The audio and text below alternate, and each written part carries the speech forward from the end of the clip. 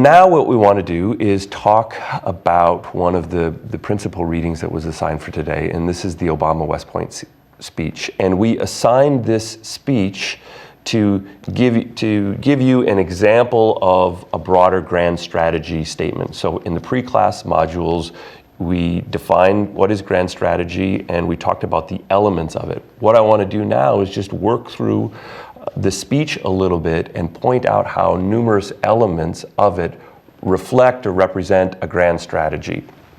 And so the first thing to realize is there's a clear statement of American goals as defined by the Obama administration in that statement. And so number one, like you guys, he elevates terrorism as the greatest threat facing the United States, and so our principal national interest has to be geared around counterterrorism policies. The second key goal here, and I think this is interesting, and we can think about this contrasting it with the Bush National Security Statement that we read last week, is there's a call in the Obama doctrine for the broader promotion of human dignity. And I read this as much more expansive. And he often equates human dignity with freedom, but I think he goes beyond that and basically says there's a moral responsibility to promote justice and welfare for the broader global citizenry. And so I actually read this as going further than just support for democracy promotion that we see in the Bush National Security Statement. There's an element here, although it's subsidiary. Obama talks about the importance of rebuilding the national economy. We have an interest in doing that, so we're capable of projecting strength. And then the other thing, and I talked about this already a little bit, these goals, they are rooted in an element of moral obligation here. And so if we think back to our conversation with Professor Inboden earlier in the semester, there is this moral and ethical element to American foreign policy, or at least how presidents are defining American grand strategy in terms of our national interests. So on the one hand, this is a statement of grand strategy because he's talking about national interests and political goals that the United States should be pursuing relative to other countries around the world. Second, remember, grand strategy, it's about a statement of goals, but it's also a statement and comments on means. And there are multiple elements where Obama is talking about the means that the United States should employ to realize these broad national interests. The first thing that's, I think, unique or interesting in this document, and this is, I mean, you can envision presidential administrations as being in dialogue with each other, and part of this document is a pushback against the grand strategy of the Bush administration. But one of the things that Obama emphasizes in this document is that the United States cannot rely solely on military power to get what it wants around the world. Yes, he says the military still has to be the backbone of American leadership. However, we can't always rely on military force. Why? Because the consistent use of military force is going to generate a broader backlash in the world. And here's an acknowledgement of the security dilemma that we talked about earlier in the semester. We might create more enemies if we always use military force to get what we want. As a consequence, we can actually make the United States less secure if we are over-reliant on military force. As a consequence, we have to think about alternative mechanisms to realize our interests. We have to rely on partners. We have to rely on international institutions. International institutions can be effective in getting what we want. The big thing that I want to point out here on this broader comment on means that is going to have important implications for when we talk about Syria. What is unique in this document is Obama's desire to increase the utilization of foreign troops in prosecuting the broader war against terrorism. What do I mean by this? He's going to say repeatedly, not only in this document, but then later on, we can't consistently rely on American troops to do the heavy lifting or the most significant fighting in combat roles to, say, fight ISIS in Syria, to fight Al-Qaeda in Afghanistan. Instead, we need to rely on local militaries, local partners. We are going to assume a tremendous role in aiding these partners, providing them military and providing them training. However, we can't have American troops on the ground responding to every threat because it can then generate this backlash that Obama is so worried about. And so this is a different national policy with respect to the means that will be employed to counter these threats. Rob, you want One thing to note on this too is the domestic dimension and the intersection between international and domestic here. Surely one reason that Obama is providing some pushback against over-reliance on the military is the domestic consequences of using military force in the sense of public support for these long-term engagements. And so that part of the unwritten and unspoken argument here is that the American public simply won't, and the American economy won't tolerate these kinds of long-term military engagements. And so that combined with the international reaction is part of the story. Yeah, and this is something important to keep in mind as you evaluate the coming campaign. And this is coming from, think about this in terms of the policy solutions that are offered by both the Democrats and Republicans. On the whole, they're generally, and well, at least on the Republican side, with the exception of Rand Paul, and I would say on the Democratic side, when it comes to the policy positions of Secretary Clinton, they are pushing a more aggressive response to ISIS than Obama is. And that, yes, relying more on military power. And one of the things that I think is interesting is Obama is acutely aware that the American public isn't going to support this.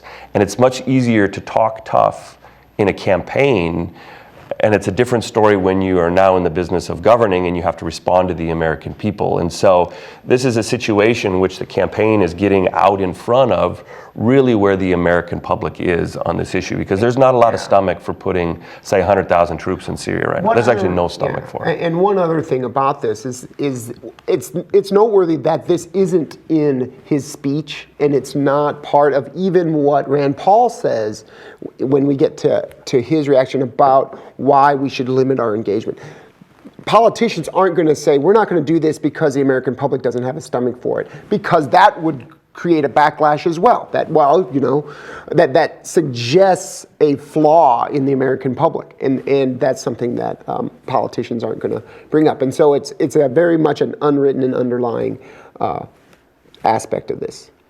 So the third component of grand strategy that's in this document is an identification of threats and the nature of these threats. And so obviously we've already talked about this. Terrorism is the most prominent threat facing the United States. And as a consequence, it shapes and it's nested within the broader set of policy recommendations that the Obama doctrine here is making to realize American national interests. So if we put terrorism at the top, and then there's a couple other ones, China's rise, and Russia. Although China's rise doesn't, there's a couple mentions in there, I think, of the South China Sea, but it doesn't play a really big part in the speech. This is more about, I read this as ticking off standard items that are supposed to be on the checklist. It's more critical of Russia's role, particularly in Ukraine. But again, there's a hierarchy of threats here, and the number one that the Obama administration says its grand strategy is going to be oriented around is the threat posed by terrorism. The fourth thing that I want to point out here and say that this is a statement of grand strategy is there's also a comment in there on the grand strategies that don't work. There's a critique in there of isolationism. The U.S. can't retreat to its borders as we've done in the past. Why? Because there are things around the world that are going to impact us no matter what. And as a consequence, the U.S. has an interest in responding to these threats around the world to make sure that our civil liberties and our freedoms and the security of our citizens aren't impinged or threatened by these developments around the world. So we can't be isolationist. This is a global world. He also criticizes what a future reading is going to describe, and this reading you're going to look at next week might be described as liberal hegemony or a position or a grand strategy of primacy. And here Obama is saying we can't rely on military force, unilateral military force to solve all the problems around in the world, because that's going to generate a backlash. And so similar to, I think, his general domestic political instincts, this grand strategy statement is also a compromise. And specifically, I want to try to carve out a middle ground between historical grand strategies that the United States has implemented. On the one side, isolationism, on the other side, liberal hegemony or primacy. And what he's arguing is neither one of these things are going to work, and so I'm trying to carve out a middle way. The final element of this document that I want to talk a little bit about, and to give us some more sense of how it's a statement of grand strategy, is there's a broad assessment of the state of the world here, right? He wants to challenge people that are arguing that the United States is in decline. And this has been a consistent theme in Obama's statements over the last 2 or 3 years, specifically targeting Republican presidential candidates and Republican opposition for saying that the U.S. is in decline, right? Obama says, absolutely not. Our global leadership is not slipping away. And this then factors into a conversation that really, and I don't want to say elevates because this has been a long view inside the United States about America's role in the world, but there is a characterization of the United States as an indispensable nation. And here we have an important, really, acknowledgement of America's unique role in the global order today. And part of the idea behind this, the U.S. as an indispensable nation, is that there's a whole array of threats that increasingly can't be handled unilaterally by governments, by individual governments. Instead, we need much broader collaboration. So the case in Syria is a perfect example of this. Syria is impinging on the interests of multiple countries around the world. If you talk about the refugee crisis in Europe, if you talk about growing Iranian influence in the region, if you talk about Russian attempts to maintain a foothold in the Middle East, if you talk about American efforts to try and support fledgling democracy in Iraq, Syria invokes on all of these things. And increasingly, or the concern is, if the U.S. doesn't lead, other countries will sit back and allow things to get worse.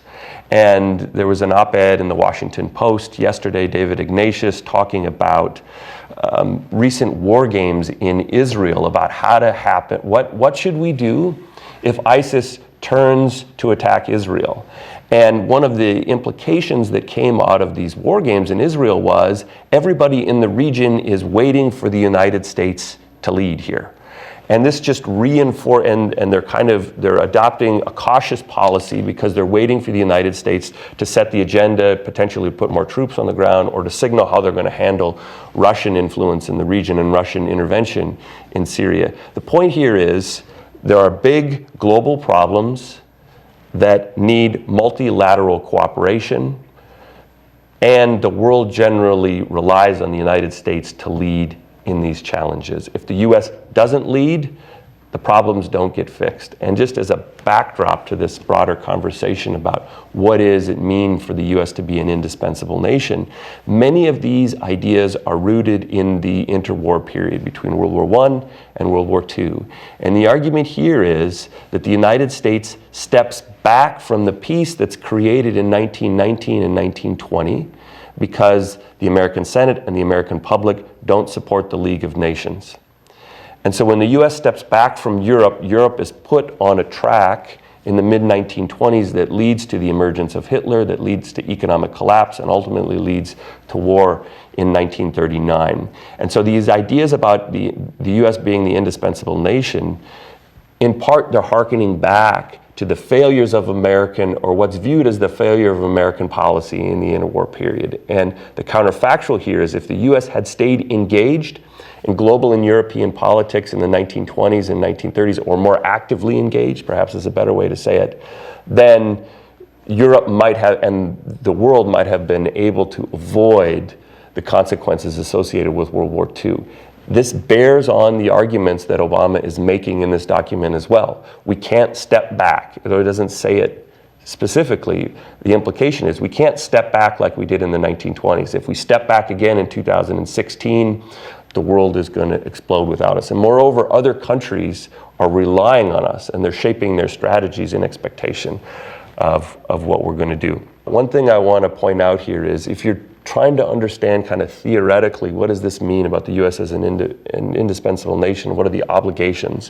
When we talk about hegemonic stability theory later on in the semester, I'm going to draw a parallel back to this conversation, and that will provide some of the broader justification here, and also help you to think about why might any country be indispensable. And the larger issue is there's something called collective action problems, or these transnational problems that can't simply be solved by individual governments. And there's some tensions here. I mean, clearly, President Obama believes that the United States is the indispensable nation. He says it time and again, although I would say that he applies it kind of selectively. And so when he really wants the United States to intervene in a certain crisis, then he says, you know, of course, the United States is the indispensable nation. There was a crisis around the Ebola virus, and there was a lot of pushback about, well, why does the United States over and over again have to shoulder these burdens? And he says, look, we just got to get used to it. We are the indispensable nation. He used that term. Of course, everyone looks to us. That's the way it just is and has to be.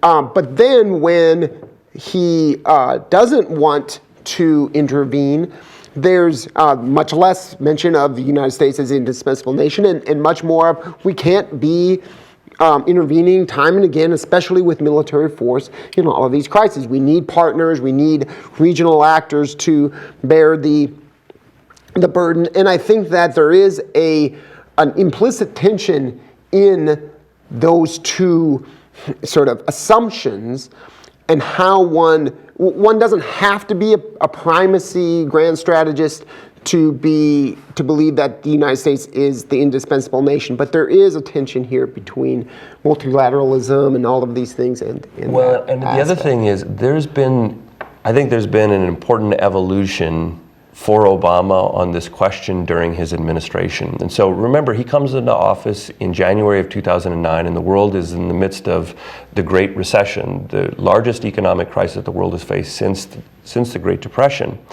And I can remember he goes to he goes to Davos in January of 2009, and these are annual meetings, global economic leaders that talk about the state of the economy.